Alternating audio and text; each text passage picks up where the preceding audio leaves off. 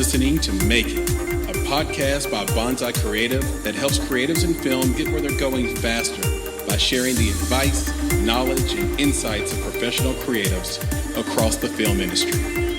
I'm your host, Chris Barkley.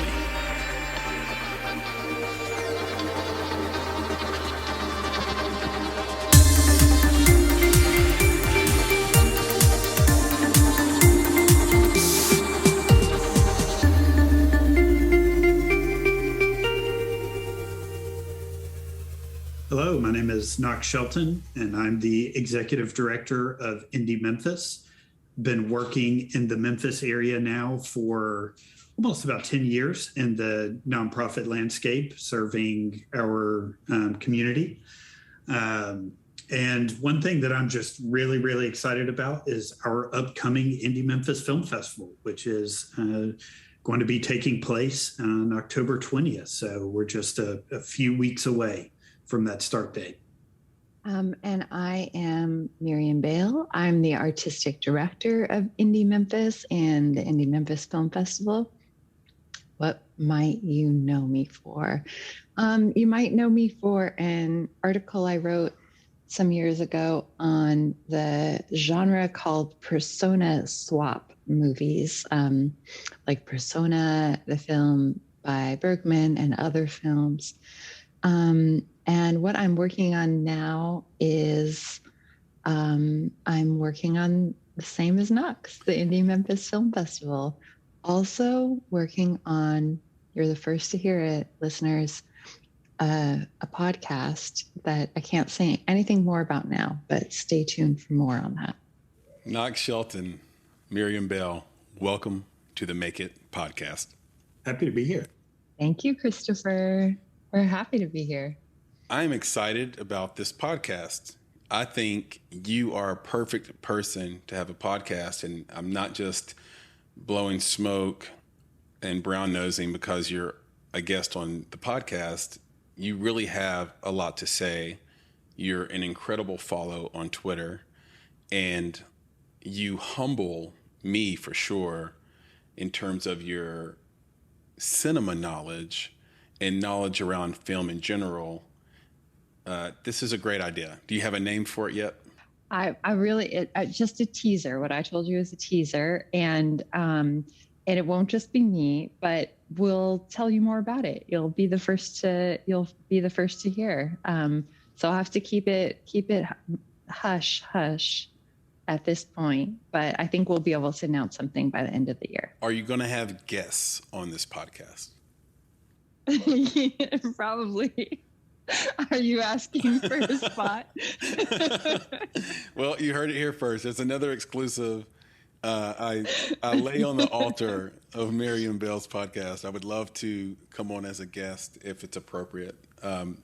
No question. More to be determined. Yeah, just putting that thought in your head, a little breadcrumb that leads you right back to me. Appreciate the chutzpah. You got to have it. You got to have that. I'd love to start with 2021. We are just weeks away from the Indie Memphis Film Festival. It starts on October 20th, runs through the 25th, and we're going to talk a lot about that festival today. But this year has gone by, in my estimation, my feeling, my opinion, so fast. And I was wondering from both of your perspectives, and Knox, we can start with you.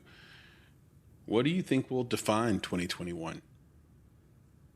Really good question. I would say, and you mentioned it, how fast this year has gone by. I certainly want to echo that and feel it. I've been in this position now for 5 months, which would have been towards the beginning, start of the year. And it certainly feels incredible that we are just a few weeks away from the festival.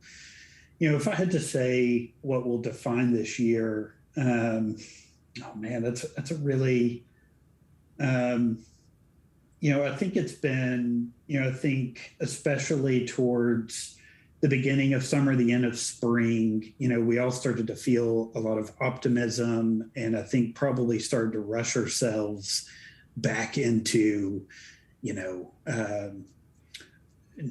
life as we knew it before COVID. And we didn't really take the time to, properly evaluate or properly really put together, the fact that we're really understand the notion that we can't just go back. There is no back to normal. And so, for me, it's just really still trying to strike that balance of how we get back in the swing of things. And planning a festival has certainly raised that question for me over these past few months. Miriam, what do you think? I mean, I definitely agree with Knox. It's been quite a year. It's been quite, in film terms, sort of a narrative. It's this moving towards back to normal and this excitement of June, July, May, June, July. Getting a lot of people getting vaccinated and ready to go, as Knox just said, back to normal. And then realizing something was up, and that wasn't the narrative that was happening, and that we were not quite going backtrack, but that it was this unknown territory, not a full circle back. And so it's been a big lesson for us as an organization, and I think for everyone. And I think what we've really learned is, last year was a big challenge, 2020, obviously, from a festival, for everyone, but from a festival organization point of view, it was a huge challenge, but in some ways it was a lot simpler. Everything was kind of really bad. It was really bad, but you knew the parameters, you knew what you could and couldn't do, and you kind of could work around that. This year has been so changeable and sort of amorphous at times. And one thing we've really had to learn from that and really emphasize all our skills in is flexibility. So I think flexibility is is what I would say is the big lesson, and not just flexibility in terms of another big sort of catchword this year, and the lesson from everything we've learned last year is accessibility. That's definitely something that's been big on our mind, is accessibility in terms of, compared to disability, accessibility for all, but also just in terms of just absolutely everyone. For us in particular, accessibility to art house films, to becoming a filmmaker, and to seeing films. And I think and I think that that's about flexibility. That's really what we've thought about in terms of the festival this year is, well, everyone might be at a different comfort level. Everyone might be at a different just physical accessibility level, financial accessibility level. How can we give every single person we can imagine, all of our audiences, our vast audiences, a great experience? Give them the films that they need, the films that they want, the films that they didn't know that they need and want, and kind of add to their expansion as a person. And so we've really learned to do that. There's this year, I think that the festival, there is something for everyone. And that's been our sort of motivating goal this year. So I think, again, I'd say flexibility. Yeah, I like the answer of flexibility and accessibility as a combo, because they're broad sort of in their definition, and a lot of things fall under it. One of the things that I've noticed is that a lot of the festivals, and you guys are going to be in person and virtual this year, the festivals that have done that so far, they've all sort of required vaccination. They're or proof of vaccination. They're doing the best they can to social distance, keep everyone safe as possible. as a means to, like you said, sort of fall in the middle of everyone's comfort zone around accessibility, and then also how flexible are they willing to be to come off one way or the other their ideology that they sort of live by. And it occurred to me that the Delta variant seems to sort of disrupt schools and 8-to-5 jobs, but not college and pro football and not other sports where crowds gather. So if someone asked you, how are theaters and film festivals different than stadiums, how would each of you respond to that? Do you have a thought on that, Miriam? Well, I think, first of all, you're just looking at, indoors in smaller spaces. I think it's just pretty straightforward. I think that from what we know about, I'm no health expert, but when you're looking at things I think that what you have to be careful of is smaller spaces. So we've made a real effort to have bigger space, larger venues, and not use some of our smaller venues, and have all of these precautions. I think that when we talk about flexibility, I think we're talking about not a middle ground, but something for everyone, and that includes people who are really cautious. And so we want to make sure that they have a safe space, or people who are extremely cautious and don't feel comfortable going out with any groups of people, any indoor spaces. They can see things at our drive-in or at home. So I think we have, I think that, I think in answer to your question, we're just, we're not in a stadium. We're not showing films in a stadium, unfortunately. No, we don't have, we don't have foreign films in an amphitheater yet. Maybe someday. Oh, for sure. And Knox, well, before I get to that, maybe you wanted to respond to that as well. I don't know. No, I think I would just certainly the outdoor component for sure. And then, one thing I would say too, not every art organization has responded in the same way. And I think we're all still just, trying to figure out how we all need to be operating right now. And for some, we're very fortunate that we've been able to have the flexibility that we can have. We're very fortunate to have partners, and I think of working with Eventive, who helps us take all of our films virtually. We're very fortunate to have that opportunity and flexibility to do the programming that we've been able to do and will do. Exactly. There is this dichotomy. I was at Defy Film Festival, which is an alt film festival here in Nashville that happens every year, small festival, but they had a very similar approach, which is, okay, for those who can't come or don't want to come in person, here's some virtual access.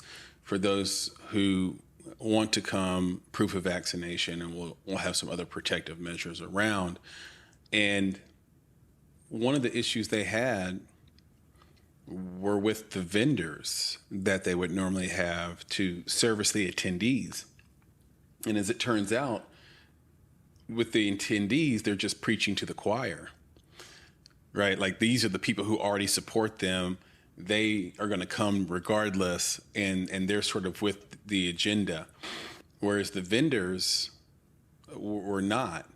And I wonder if it feels like to you guys that plays out not just at Indie Memphis, but throughout the country, where the business owners tend to be people who don't want to show proof of vaccination or don't want to sort of aren't politically aligned.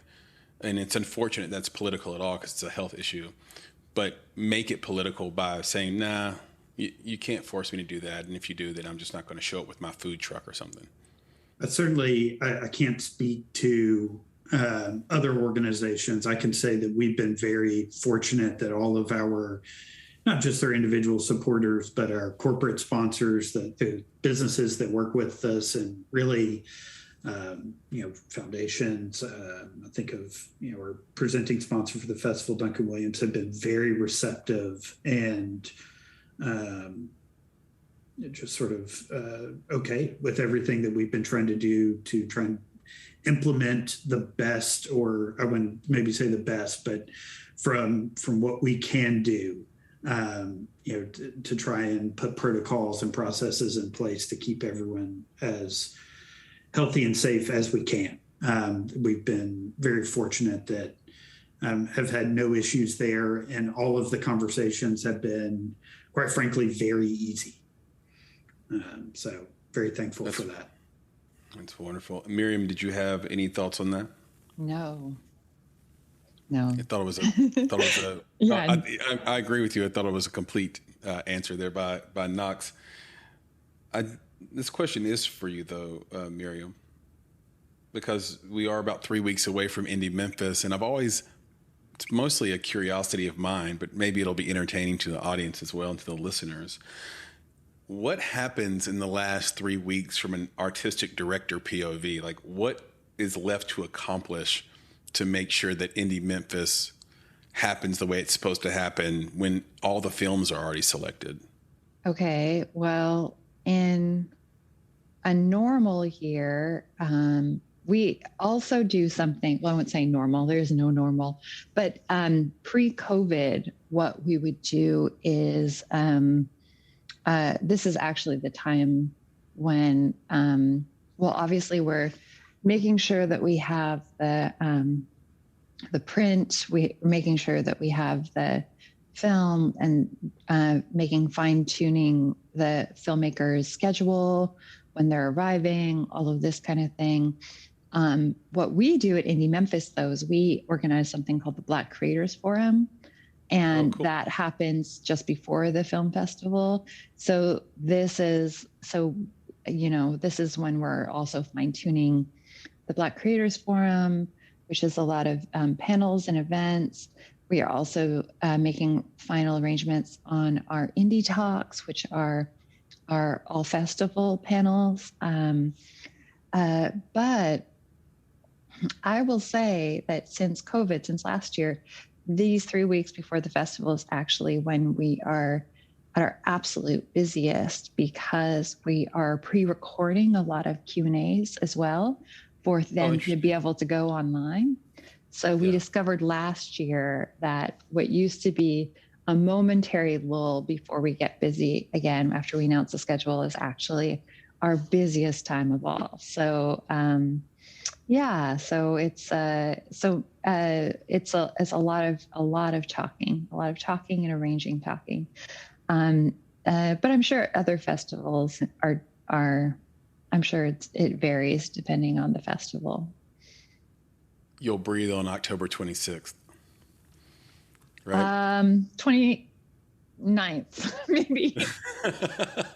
We have our awards on the 26th, and then there's a lot to follow up on. So I'll take a breath on probably the 28th or 29th. Okay, got it. And are the awards open to the general public? Well, we're doing them virtually this year. So they are open in that they can stream them when we do them. And we'll be announcing those times and where to do that soon. So it should be. Our awards have been really, really fun. And they were last year. The good thing about, again, the virtual hybrid festival is that we had a lot more participation internationally in our awards last year, which was so much fun. Yeah, that is so critical to open it up to everyone, because the one thing that the web does or virtual does is it goes broad a lot better. I think festivals in person are much deeper. You can go deeper. So if I was at a festival and met you in Knox, and we could really get to know each other quite well. I could take you out for cocktails and dinner and great, like nice networking. But virtually, I could just throw my contact information in a virtual chat and 30 people could have it at one time. So the scale of it is strong. And I don't understand these festivals that have a virtual component to their festival and then sort of block international. they don't allow the films. Can you illuminate me on that? Are films not allowed to be seen in every region? Is there something I'm missing here? Because there are festivals that just they don't allow everyone to watch the films across the nation even. Oh yeah, that is yeah, I can illuminate that. That has to do with the distributors. It's not up to the festivals. It's because it's a sort of normally when you distribute a film, you have it in certain national rights. You have North American rights or US rights or UK or whatever it is. So that still happens. So when you're streaming, it's in this theatrical window. So you only can, so you can only just stream it based on it. That's all up to the distributor often. So with the films that don't have distribution yet or don't have arrangements for distribution in other territories, they can sometimes make them available widely. So we have, I think all of our shorts are available internationally, but most of our features are available US only, and a large part of our and some of our features are just sort of regional. The Nashville Film Festival is limiting their films to basically 6 states. Oh, well, that's a large region, actually. No, that's a large region, actually. That's a southern region. We're doing it. It's basically southeast, yeah. Yeah, that's based on, yeah, that's pretty standard. Right. But I didn't know what the rule was, but if it's the distributor saying, hey, let's just limit this to this region, I mean, that kind of makes sense to me. A little bit, only because I know that for our films, it's like, okay, there's U.S. rights, and then we go outside of the U.S., but never state by state rights. But I suppose the distributor still has the right to say, hey, let's limit this to these areas, right? It also means that, it also means when it comes to regions, it's also giving space to other festivals. Normally when a film would play a festival, you're just going to see it in that region. So if everyone can see it at one festival, at, let's say, the Nashville Film Festival, then it means when it comes to Montana or the Seattle Film Festival, people there would have already been able to see it. So it's not a perfect system, but they're trying to make a system that's fair for the film and fair for different regional festivals. But there's no hard rules. I think what we're finding is it's a little bit of a Wild West with these kind of things. Right. It puts stress on the filmmaker because a lot of times one of the criteria for being accepted is that it's sort of the world premiere of their movie, quote unquote.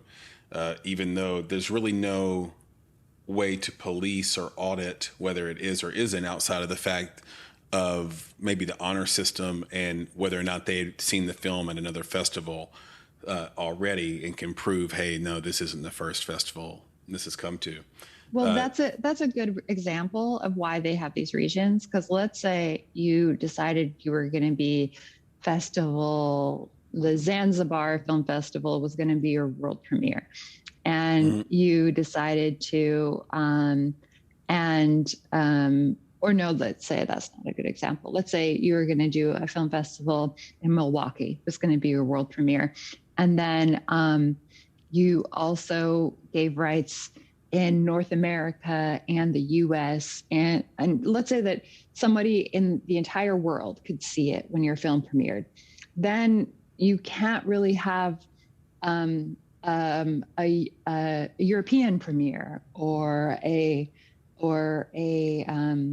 another an African premiere. You can't really have those other things because it's been available on the first screening. It's been available in all territories. Does that make sense? Makes a ton of sense, and I appreciate you clearing that up for me. It's what I assumed, but it's good to hear from you. and know that, okay, got it. That's what's going on with those choices. In terms of criteria for making Indie Memphis, I know that you're on the record saying that films that treat women shitty are harder to get in, where the characters, the female characters, aren't treated well. What other criteria do you go by to select your films for Indie Memphis? And is there a scenario where a story could be sort of the thematic purpose of it is for women to be sort of treated poorly throughout the story and maybe redeemed at the end somehow? Okay. So that was like a two-parter. Yeah, or three-parter.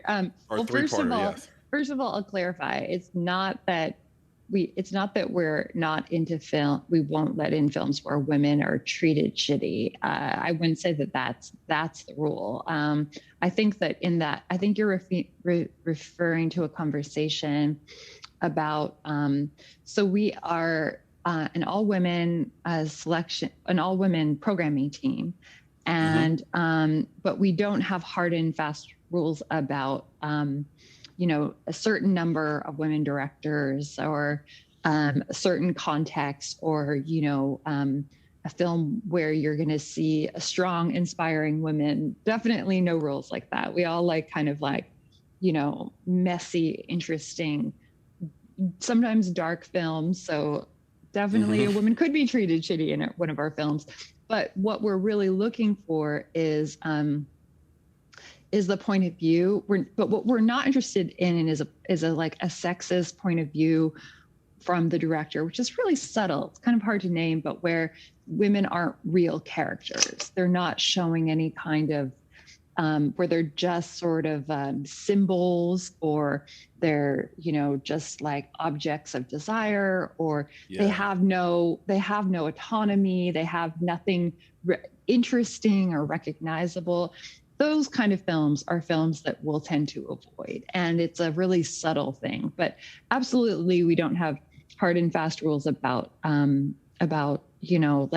like characters or having like uplifting stories or anything like that. But we definitely are looking at the point of view, and we're looking at all of the characters to be, human and complex and interesting. And that goes for women, that goes for, characters of different races and sexualities and abilities and all of those things. We're not looking for symbols in terms of those kind of characters. Very, very good.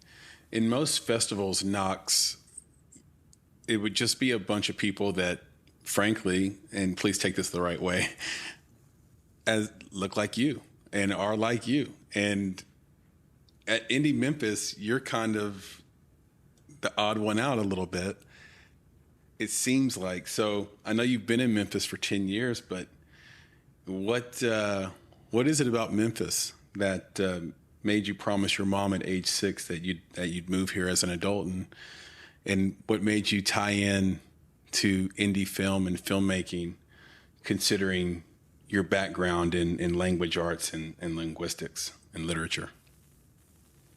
Yeah, I think really for me, one of the things that meant the most for me about Indie Memphis, outside of just having a love for film and cinema, is kind of what you're tapping into a little bit at the beginning part of your question, is sort of what drives us as an organization. Prior to this job, I was working within literacy. And for me, that role was really important because it was all about trying to the way I tried to frame it, or the way I really saw that work, was trying to provide the metaphorical megaphone to some of our most urgent voices and necessary voices in our community. And I see work at Indie Memphis being so similar. And for me, I'm very fortunate to work alongside Miriam and work alongside our new programmer, Kayla Myers.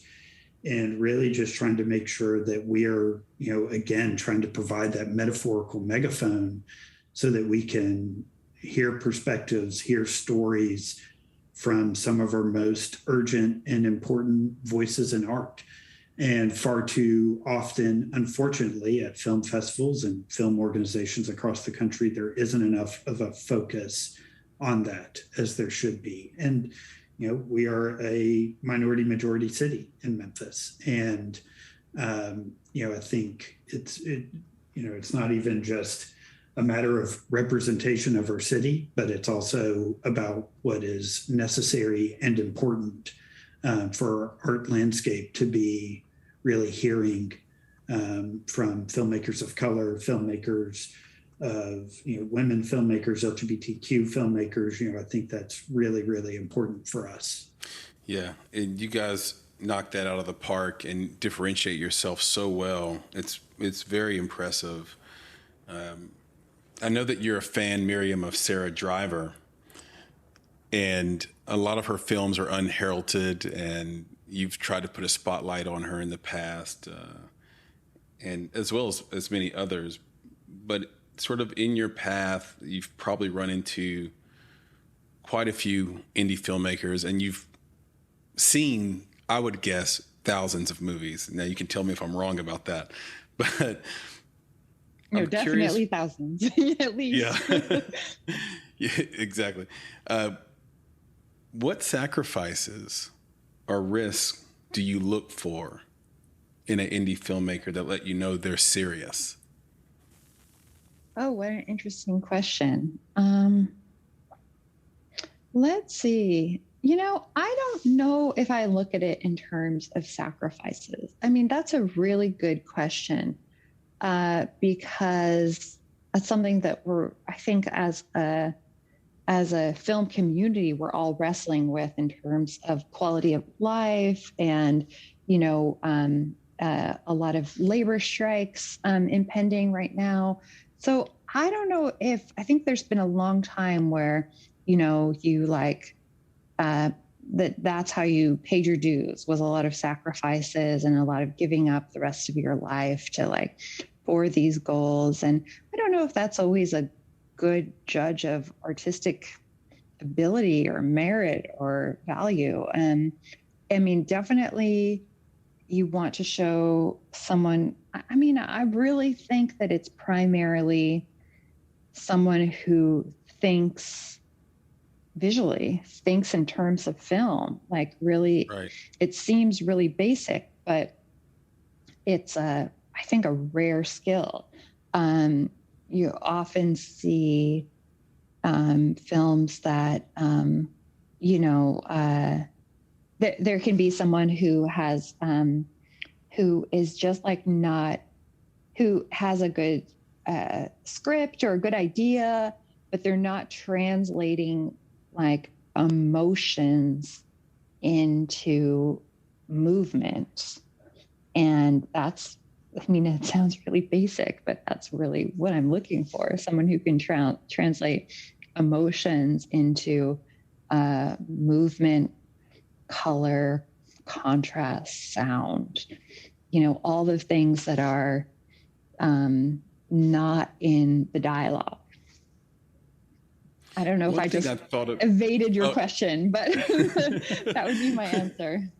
No, it was actually quite complete. And it's so much, here's what I will say, so much harder than to do than to just say you're going to do it.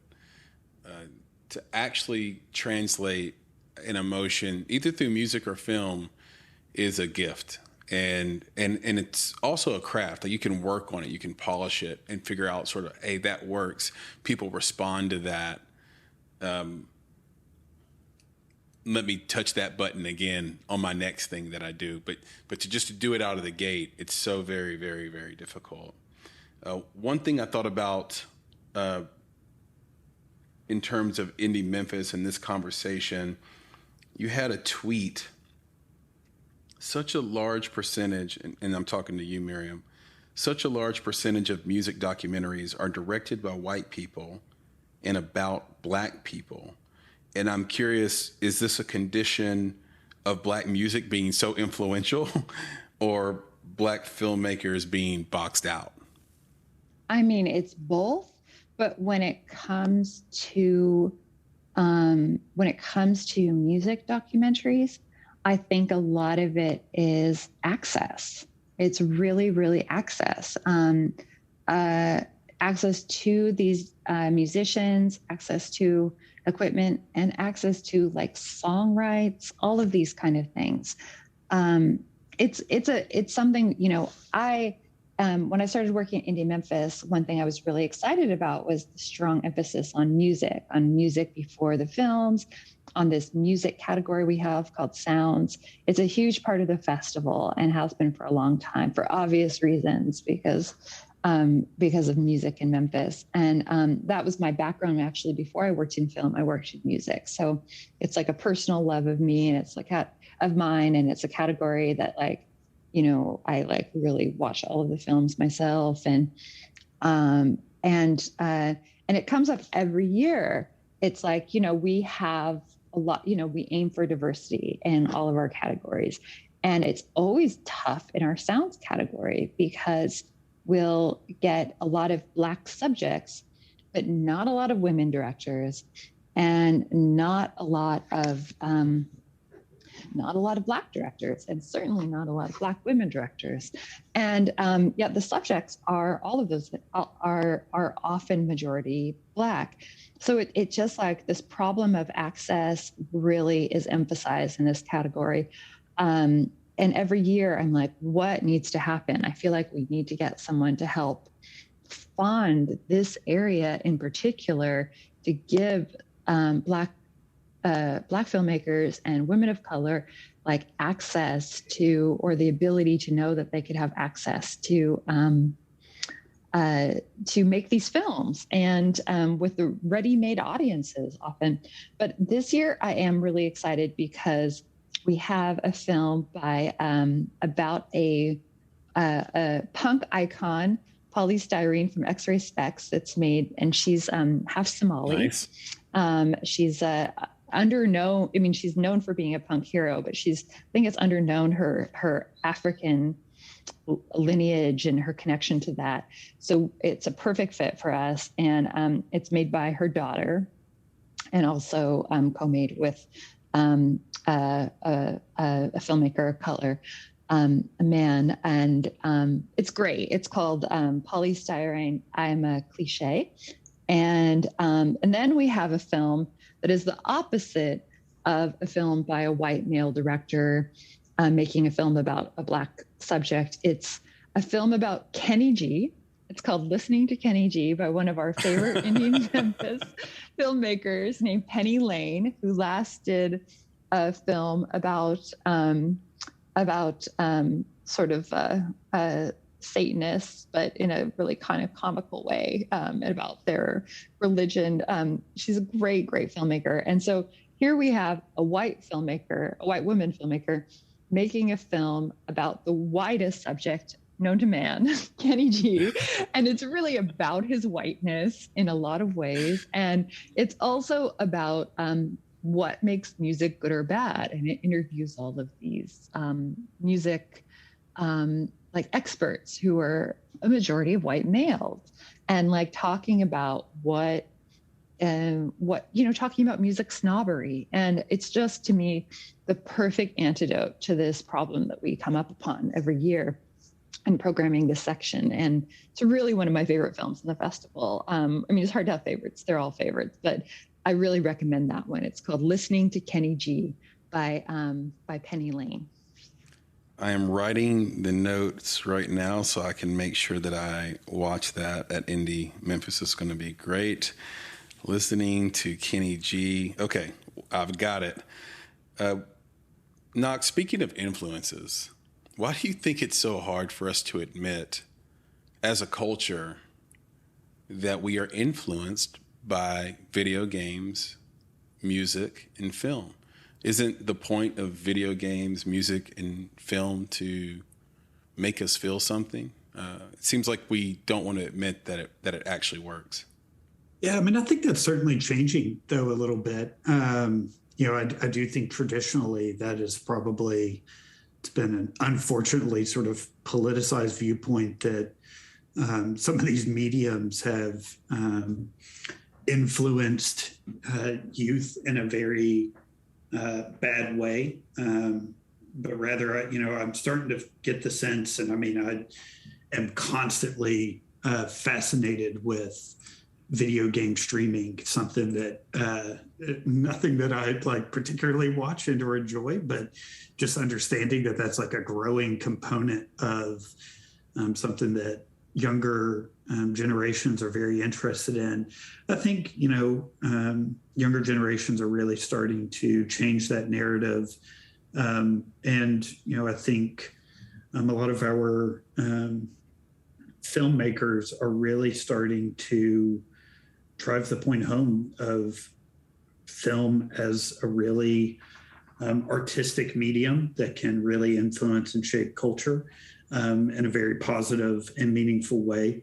And I mean, that's been happening now for quite some time. But, I think that's a really exciting opportunity, and something that really intrigued me about the work at Indie Memphis is really continuing to drive that point home and really continuing to highlight the great work that does kind of happen within film and cinema, rather than focusing on, Marvel and sort of the big conglomerates that are starting to dominate the film atmosphere.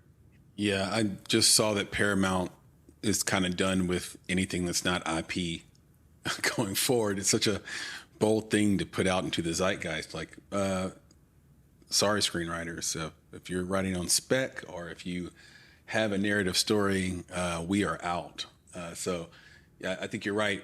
But I also think you have to take the good with the bad. Sia is on record saying that she thinks all pop music is just indoctrination. And I thought that was such a bold thing for a pop artist of her stature to actually say out loud and put on the record. And it's probably true. We love to hear that our film touched someone, but we hate to hear that our film caused someone to go kill someone else, right? But depending on the person and how they take it, both things are possible. And you can't have one without the other. You can't decide that you're going to make a film that impacts people and not live with sort of the bad that comes with it. I just feel like we have a hard time admitting it, especially when something bad happens and our work is sort of cited as the catalyst, of that action. Well, I heavily disagree. I heavily disagree with what you're saying. I don't think films Go for it. You're allowed to disagree with me. I don't think films are going to ever influence someone to kill someone. I mean, I think that what you're talking about is no, I just don't. I disagree. This is not something that films are doing. But what films? There are films that can be propaganda. Films can be propaganda in different ways. But what the job of a film festival is through curation, finding films that are not propaganda in any way. And by propaganda, I mean for all kinds of things. It could be for sort of jingoism. It could be for corporate loyalty. It could be for all of these things. And what the job of a film festival like ours is to find films that are complex, that, as I answered about women, that are showing all characters as people. And, there's a lot of subtlety and complexity, and those films they're not after one certain message. And those are exactly the films that we're looking for. And the films that act as propaganda are films that, are the kind of things we would never play. Yeah, I've spent my life defending video games, saying that no, a video game doesn't make anyone do anything And a person that does something is looking to be that does something and bases it on that, is looking to be a blame shifter instead of a blame absorber to a degree. Of course, there are also people who have mental health issues. We have to sort of make a space for that reality as well. But the defense to that is so strong by people like me in the past that's like, no, video games don't make you feel anything. And I've backed off of that stance a little bit to say, no, it makes you feel something or it wouldn't be effective. It wouldn't be fun to play. Wait, why are you asking us about video games? I don't know anything about video games. No, I'm not asking. I'm making a comparison just to media in general. So music, movies, video games, which are the primary. Sorry, let me clarify. Which are the primary mediums consumed today, and their effect on people. Because I guess what I'm saying is I agree with what you just said, but I've backed off such a strong stance of saying, no, media doesn't make or doesn't affect anyone's behavior ever. Wait, but I've backed off that a little bit on film, music, and video games.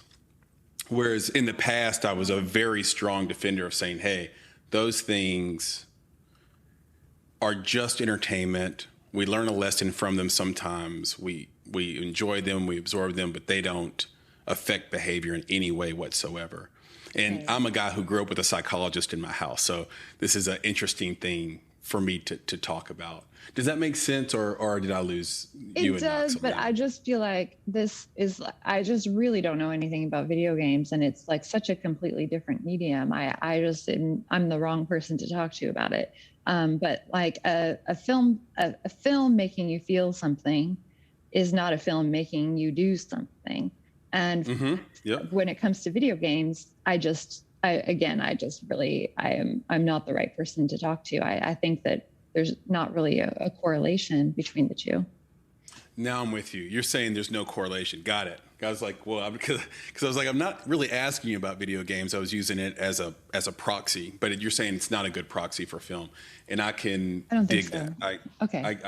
I get that. All right, we're on the same page for sure on that. Yeah, but by the way, I appreciate those answers, and I love the pushback as well, and getting that candor from both of you on that subject is something that I've thought about and wanted to ask the right people for a really long time. One of the issues that I would like to solve before I die around independent film is trying to ensure that indie filmmakers get fair market value for their work. And it's really difficult in the current landscape because it's so dominated by streamers who have all the leverage on the business side. So, for example, Amazon can pay you, I think, something like 6 cents per every 90 minutes watched of your film. And so that is almost class action lawsuit criminal to me, because of the gap between what somebody would get for a regular ticket at a box office versus when they watch it at home. And indie films aren't going to get the same deals as studio films. We know that. And so I really love the retrospectives you guys do. I think you did one on Hong Sang-soo and really made an event out of his films. And people came and watched his films in droves, and it gave him a market in which people were going to buy tickets to watch the film. And it occurred to me that maybe this is the way forward. Maybe this is a way, maybe not the complete way, but a tool in the toolkit or the quiver of an indie filmmaker to search for fair market value for their film. What do you guys think? Do you think everyone should sort of adopt sort of a branding and marketing push in their festivals for certain indie filmmakers? Well, I think I'm sorry to jump in there, but I mean, first of all, your question is so important about indie filmmakers and market value, especially with the streamers. And I don't have the answers. In fact, I don't even have the numbers, and neither do the filmmakers, about exactly, how often their films are being viewed, which is a huge problem. But as far as the Hong Sang-soo example, I will say, and this goes back to also what Knox was saying about similarities between what we do and his last job, which is involved storytelling. What we were able to do with Hong Sang-soo is like tell a story about him and his work, and people became more invested. They knew more about his work. They recognized the style. So when we showed his last film, which was his 24th film, people were already invested in him and in his story and in his style. And I think the big problem out there related to the streamers is just too much choice. And so if what we can do is help, and we deal with that too in choosing what to show in our year-round cinema. And if we can choose things if we can help tell a story of a filmmaker and have a personal investment during the festival, then perhaps during the year when they have a film released, our viewers will have more investment in that filmmaker. So that's one possible way. And we, like everyone else, are just figuring it out, the best way forward with this big problem. Knox, do you have any thoughts on this? Is there a role that festivals can play nationwide, maybe even worldwide, to present indie filmmakers with audiences that are willing to pay full market value for their work? Yeah, I think what Miriam touched on with the story is really important. I think for us, it's really one of the things that's been highlighted is people really want that. They want to understand a little bit more. I mean, that's why they come to our film festival, not just that's why people go to film festivals. That's why people turn to film organizations, because we have, people like Miriam, Kayla Myers, so many different people that help with our programming, that help either highlight, tell that story of the filmmaker, and or bring films or works that are relevant to certain conversations that we're having within our community or as a nation. And I think that really helps highlight the sort of importance of that and helps bring those films to light. And I think that's the really important role that a programmer and an artistic director can really have at an organization or within a film festival. Yeah, it's like we almost need a product that directors can and filmmakers can tap into that allows for them to sort of input things into a space. So let's say it was like a web tool or software. Maybe it was like SaaS software that you could pay monthly for, but you were able to send it out through links where you just upload pictures of yourself, type in your bio, add rich images, and then all of a sudden you have this wonderful web dossier of who you are, but it can be used in festivals and other places before your film shows, bringing those things together. It's an interesting problem to try to solve, a very difficult problem to solve as well. And so thank you for your input on that. My mind is spinning now of all the little things you could do and like put together like Legos to make it really work out and get us back to where we want to be. It is, we mentioned at the top of the conversation, sort of what defines 2021. I thought this would be a fun question for you, Miriam, because you live in California, but you commute back and forth to Memphis. And so I'm sure you've been following this recall saga. Is there a film in there somewhere? And what do you think would be the POV of the California recall saga film? Well, maybe a better recall film would be the previous California recall, in which Arnold Schwarzenegger won. So there you go. There's a built-in film and star. You have your star already there. There you go. You've already got your leading men ready to roll. Yeah. We do have some good supporting characters in this recall, though. I mean, thank goodness it all worked out. But in LA County, where I live, Angeline, who is this local legend who just is famous for wanting to be famous, for getting a lot of plastic surgery and putting big billboards with her face, she got more votes in the recall than Caitlyn Jenner, which was really interesting. Yeah, it is interesting. It really is. That had you not told me that, I don't think I would have guessed it. I would have guessed the other way around. I definitely encourage all your listeners to go look up Angeline. She's quite a character and local legend. Give me her last name again. She doesn't have one, Christopher.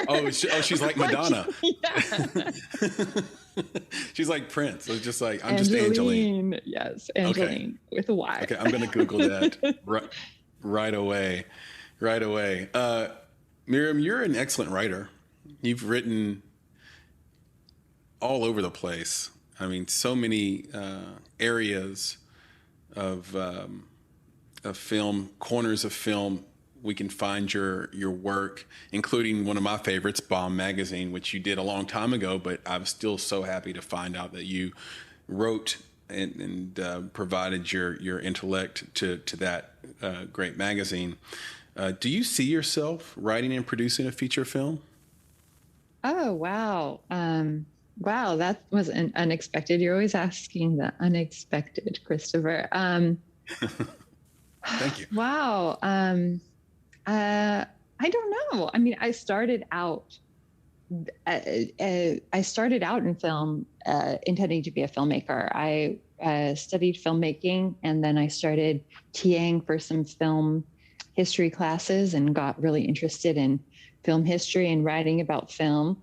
But I also think a lot of the work I do now is really informed by, that was over 15 years ago, and it was a really different world. And it was, it was just a really different world for women filmmakers, for filmmakers of color. It was, it just didn't feel like there was a space for me to, I felt like I needed to kind of adopt the sort of style and viewpoint of a lot of these famous white dudes at the time.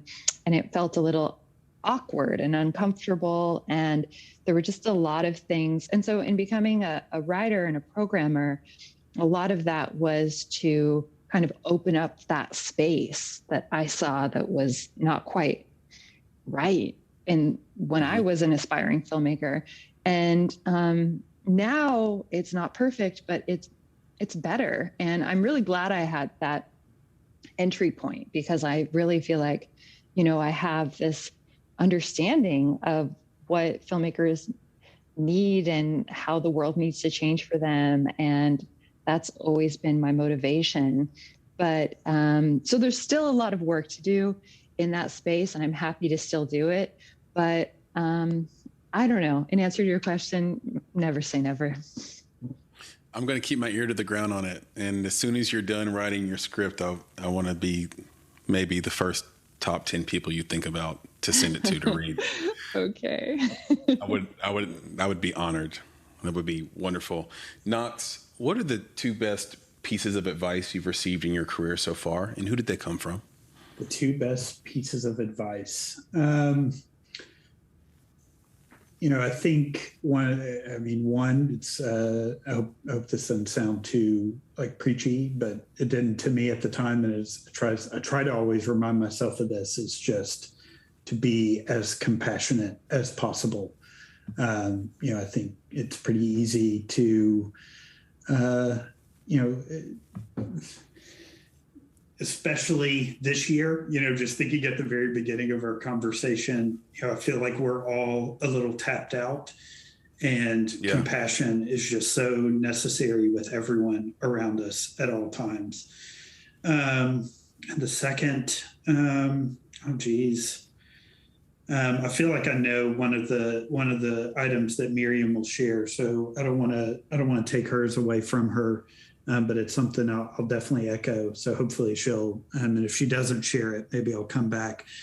But the other is just to, not be afraid and just get out there and do. It's pretty easy to get in your own way of doing things from time to time because you're afraid of the outcome. I certainly do it. We are most often operating in the unknown, and we have to take that jump and plunge ahead sometimes. And when doing that, you can often stumble upon some great results and some fantastic pieces of art too.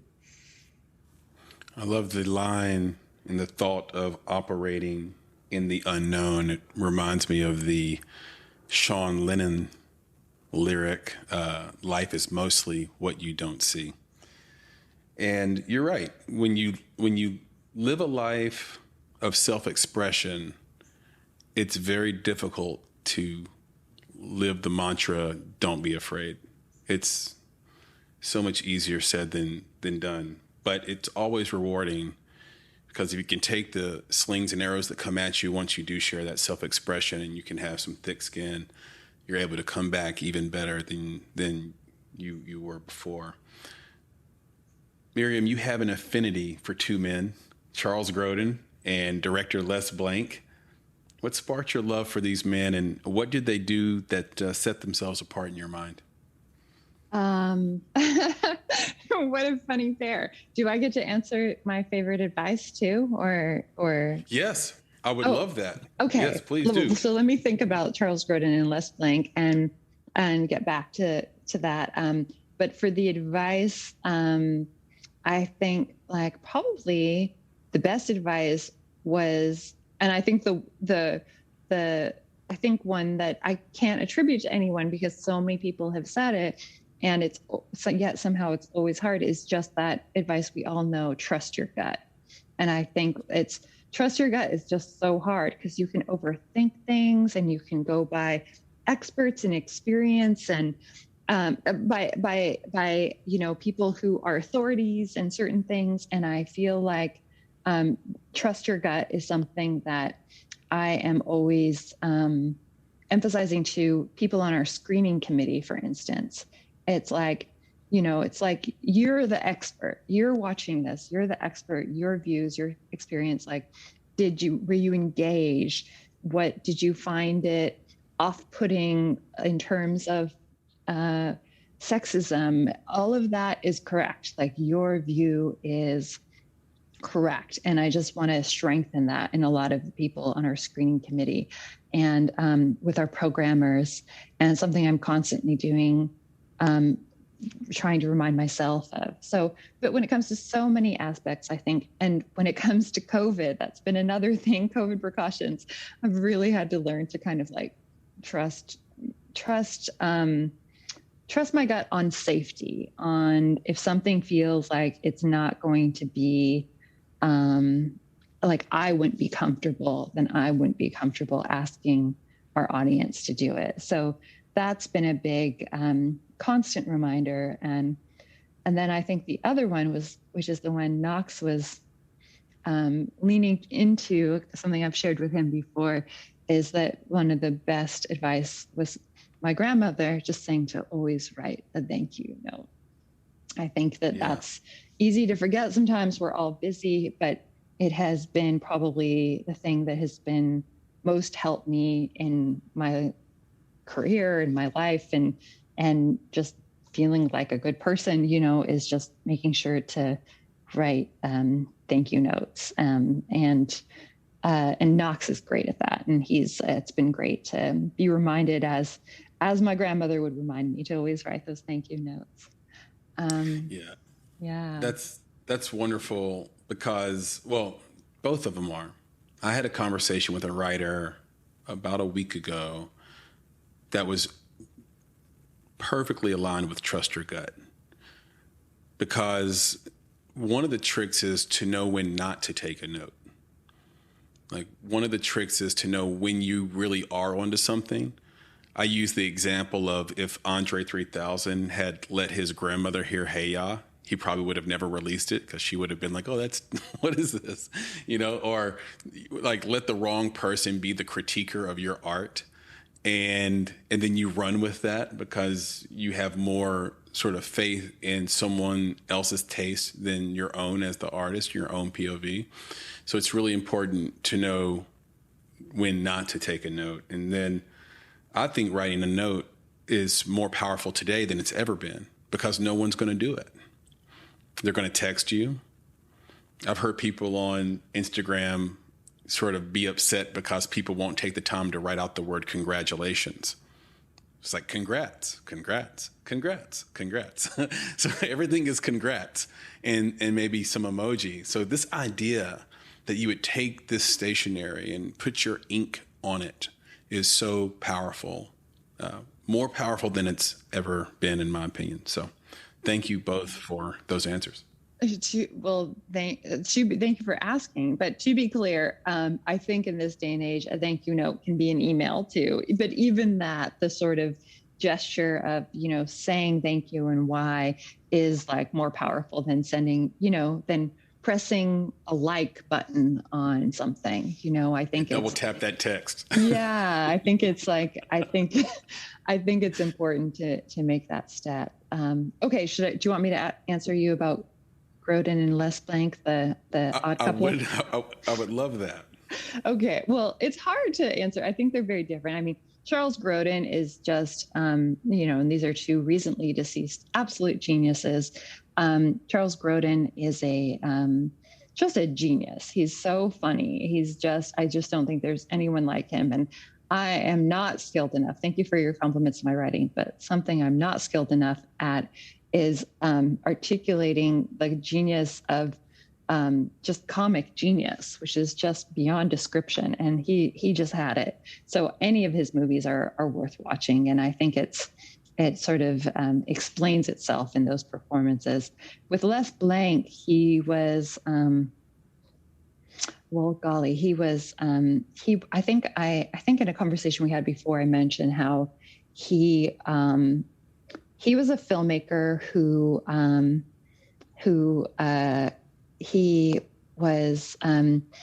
was interested in documentary filmmaking and sort of anthropological filmmaking, but he wasn't interested in having being the sort of in filming the other. He was interested in filming his own culture, and for him that ended up being the South and music and food and the way all of that is the way culture is expressed in music and food.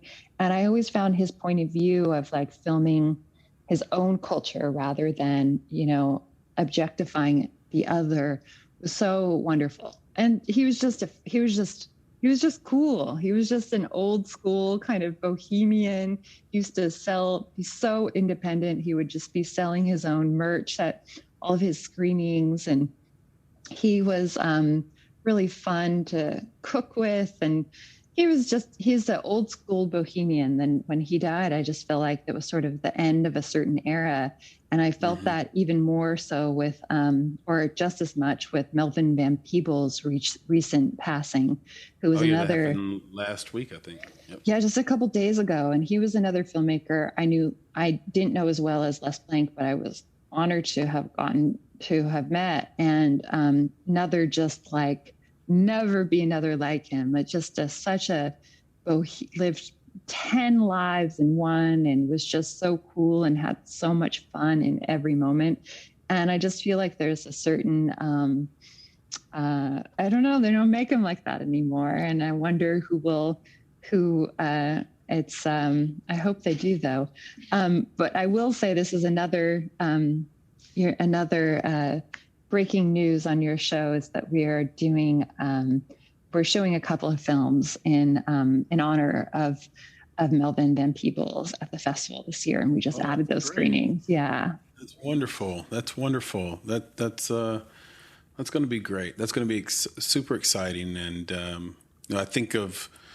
don't know if anybody's going to replace Melvin Van Peebles or be like him in the future. I think right now we're holding on to Quincy Jones, and he seems to be in that world. But on the music side, as somebody that's like, that guy's not going to come back around again, So we gotta hold on to him while we can.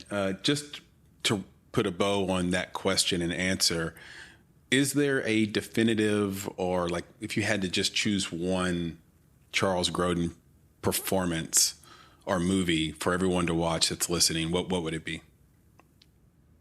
I honestly couldn't choose one. He is so good in everything. I mean, he's but I would say one of my favorite, like, well, okay, I'll just say two, and they're both by one of my favorite filmmakers, Elaine May.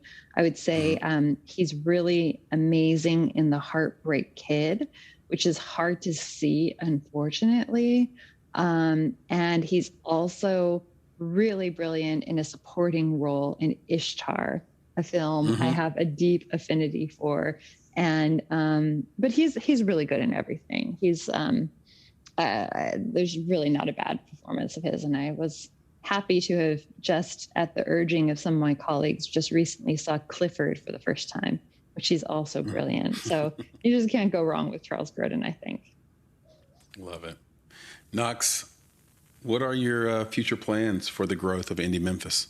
I think, really for us, one of the areas that I'm excited to really dig into is, and Miriam touched on this earlier in the conversation, kind of around the question you had around streaming and supporting indie filmmakers, is really the storytelling.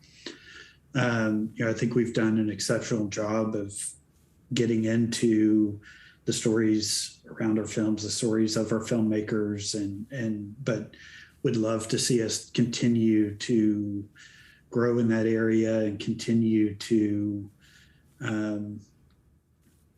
really just talk about how these, bring experts in, and Miriam kind of alludes to it a little bit at the very beginning too, with the discussion of the podcast, but just really continue driving home the story elements of our filmmakers and the films that they create. Another area of focus for us is our youth program. We just had our Indie Memphis Youth Film Festival this past weekend.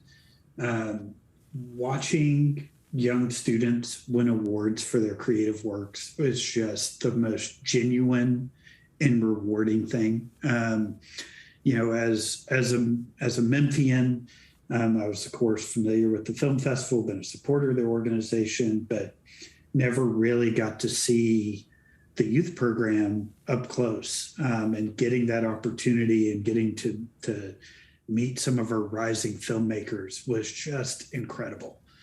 And so really want to see us, continue to find ways to support our students and again, providing them with that metaphorical megaphone.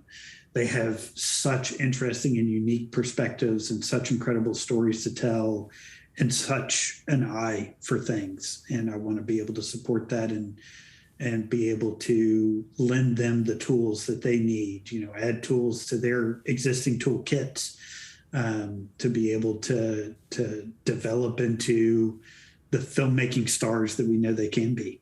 That is wonderful. And you guys have been so wonderful with your time. If you could see my desk right now, I have probably 10 pages of notes I could go into. I could probably talk to you guys for another 3 hours, but I won't do that. I know you guys have lives and things to do, work. Just a few more questions. Miriam, in your opinion, what are the top 3 online resources that our audience can go to educate themselves on the history of film if they wanted to get into that? Oh, wow. What a great question. Okay. Let's see. Off the top of my head, the first thing that comes to mind is the Chicago Reader has, if someone is interested, especially in becoming a film critic or a film programmer, because you have to write about films in that role, the Chicago Reader has these old film capsules that are the best online resource. And you can read short reviews of films by Jonathan Rosenbaum and Dave Kerr and lots of others. And it is just the secret, wonderful, not so secret, but wonderful resource for reading about any film. I also am a big proponent of, it's not exactly online, you actually need cable for it, but my favorite streaming app is Watch TCM. I'm a big fan of TCM and of watching old movies. And, I feel like, especially when you're watching really simple movies from the 30s, not simple, but they're really kind of streamlined. There's so much you can learn about film technique through these older films and storytelling. So I'm a big proponent of Watch TCM. Honestly, if you don't have TCM, a lot of these films are on YouTube. I shouldn't say that because they're mostly probably illegal, but I definitely recommend finding old films however you can, whether it's on TCM or YouTube or whoever else. And then what's the third online resource? Let's see. What do I learn online? I don't know. I'm going to sound really old school, but I would just say for my third thing, I would just say a library card. I mean, that's not online at all, but I think just like reading books on film is really important. And you can read books about, and you can get a lot of these books online through like Libby and through your library card, through getting ebooks. And it's a way to not invest too much money and just, I think it's really important to again, read about the history of film. I feel like when you do that, there's so much learning you can skip. And you can also know a huge part of knowing about the history of film is just kind of checking your own ego too, and knowing your own place in like the history of film, that so much has come before and will come afterwards, and what you can do within that world that is unique and special and maybe hasn't been said before, and using the skills of so many people before you. Yeah, a fun little guide I found to cities is I'd say the following three, which are kind of comical and not really serious, but you have a good city if it has a great library, if it has a great film festival, or just any film festival, maybe, and if there's lots of Teslas. So like those three things. Are we seeing Teslas? Is the library fantastic? And is there some film festival that like represents the creatives and their self-expression? So I really appreciate those answers. I have them written down here for the audience. That's the Chicago Reader, Watch TMC, which I have on my Apple TV. And go get yourself a library card. It is not antiquated at all. Go get you one, and it will pay off big time for you. Knox, Miriam, I'll start with you, Knox, though. Where can we find you on social media or on the internet? And do you want to pitch Indie Memphis one more time? Yeah, I'm going to pitch Indie Memphis hard here because I am not very active on social media. So I will say make sure to follow us on Indie Memphis on Facebook and on Twitter and Instagram. We're at Indie Memphis on all of those outlets. So be sure to come along on our journey, especially for news on any on the film festival, but on any upcoming series that we're going to have after the festival and throughout the year. We do a lot beyond the festival. It's amazing that with a team of 5 full-time, of course, we're not just limited to just that immediate team, but with what we're able to accomplish throughout the year, it's been incredible seeing all the work that Miriam, Joseph, Macon, Kayla, Bridget, who just left us, and amazing to see all the work that goes into this organization over the course of the year. So be sure to follow us on those social channels. Miriam? I agree with what we are. The person who does our social is a genius, Macon Wilson. So you should definitely follow all of the Indie Memphis, all the Indie Memphis channels for occasional real surprises. She's really can be really fun and quirky with some of our social media. And then if anyone wants to find me, I'm on, I guess, Twitter at Miriam Bale now. Perfect. And you are, as I mentioned earlier, a wonderful follow and very active. So everyone go out and do that. And we'll end on this. If you had the power, if each of you had the power to put a protagonist of your choice and an antagonist of your choice in any film, who would they be? A long pause after this question as I'm sitting here running through all the endless possibilities right now. Miriam, you want to take a first stab at this? You're welcome anytime. Well, I'll just use the example I already used. I'll say Angeline for the protagonist and Caitlyn Jenner for the antagonist. What a movie. Oh no, that was so good. How am I going to follow this up? Oh boy. Oh geez. Oh my goodness. I'm trying to sit here and think of like favorite movies of mine and who I would want to pick. Oh my goodness.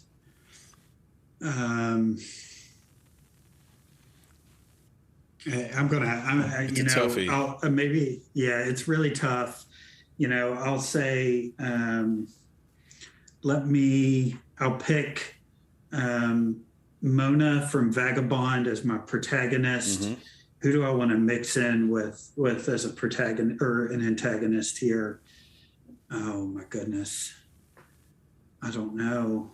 My other favorite movie, Spirit of the Beehive, which doesn't really have an antagonist other than sort of I guess maybe you could say the film itself. Right. So maybe I'll put Mona in the surroundings of Spirit of the Beehive. We'll go with that. I love that answer. That's right. You sent me that note before, Knox, to watch Spirit of the Beehive. So I have got to consume that. I have to watch that ASAP. I really appreciate you guys indulging me, and I appreciate this conversation. It was so much fun. I knew I was going to learn a lot, but I learned even more than I thought. I'm super excited for Indie Memphis, and I'm so proud of what you guys are doing for the independent filmmaking community. You really are making a difference. So thank you so much for your time. Thank you, Christopher. Thank you. Looking forward to seeing you at the festival. I'll be there with bells on. No, not literally. Talk soon, guys. Be good. Bye. Bye. You've been listening to the Make It podcast. To find out more information about this week's topics, including links to relevant blog posts, projects, and indie creatives, please visit our website at www.bonsai.film. If you haven't already, you can join our podcast community on Apple Podcasts or the podcast app of your choice by searching for Make It Bonsai Creative, and the show will pop right up. You now have the opportunity to support the production of this podcast.